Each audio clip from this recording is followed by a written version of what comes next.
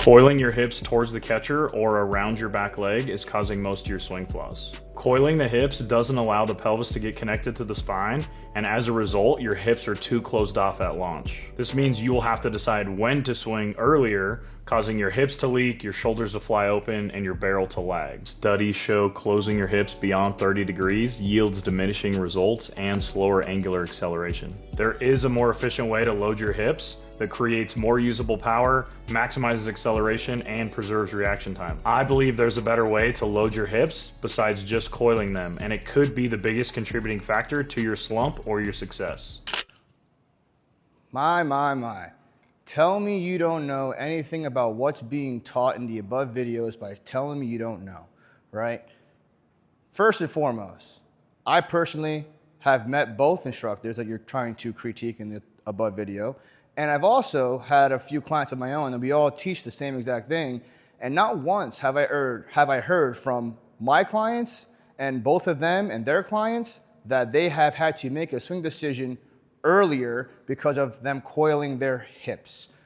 Besides the fact that coiling the hips is not what's going on, all right, it's actually the back leg, the back hip, the rear leg, not both hips. Remember, I don't know if you know this, but we have two hip sockets.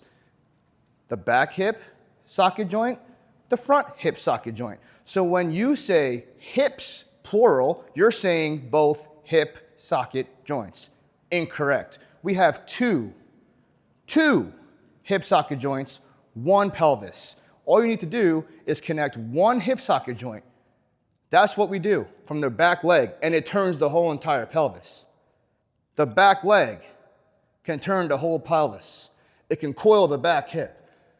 Your 30-degree, whatever the hell you're saying about angular velocity and whatever the hell that was, nobody's coiling more than 30 degrees.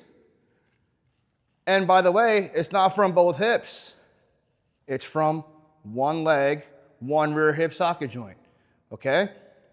We coil on and around, and this move right here from my back leg can turn my whole entire pelvis open. My pelvis is now facing the picture. So in the comments when I said the rear leg turns the pelvis open, there you go, bud. There you go. Okay? Back onto the other subject about having to make a swing decision earlier. Not once has anybody said they had to make a decision earlier.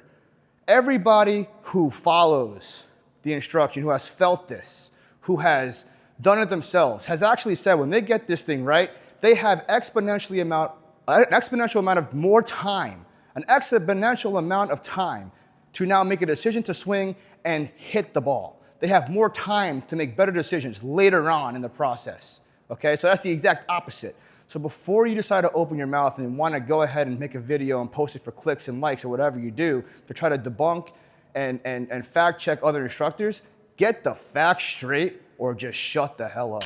And again, for anybody watching that needs a little bit of a tutorial of what the rear-legged, the back hip coil is, not hips coiling towards the catcher, it's the back hip, the back leg that we turn, that gets on and around our back leg, gives us direction in the direction of the opposite middle infielder. So it gives us a shot to hit a nice line drive over the opposite middle infielder's head, which again ties into our approach. The technique ties into our approach. It doesn't allow us, or doesn't make us have to swing earlier. As a matter of fact, it allows us to hit balls deeper into the zone and also hit balls out front.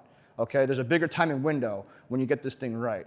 Okay, so if you guys need a tutorial, here's a free one for you. Okay, just try to get on your back leg here. What you're gonna do is just sit on your foot, not the heel. Try to feel more pressure on the ball of your foot. All right, think about sitting on your back pocket like a bar stool. Okay, so this is what it's gonna look like. All right, it's about a little bit knee over shin. It's not sitting on my heel, sitting back like this. Think about sitting on a chair. Okay, you should feel it right in your butt, right in your hamstring. You're gonna take that feeling and twist it into the ground a little bit. Not much, just a little bit, okay? It should feel like, when you do this right, your front foot is getting a little bit more weightless, okay? Like it's getting picked up in the air, okay? You do that right there, that's the coil. That's all it is. It should feel like you're getting wound up and like you're about to get pulled and burst forward. Okay, that feeling should feel like you're getting pulled and burst forward, all right? That's all you need to feel within the coiling of the rear leg and the back hip, not the hips. Again, we have 2 hip socket joints, right, left, bing bong, right there. 1 pelvis. Both hip socket joints connect to the pelvis. We're not coiling the hips like your boy said.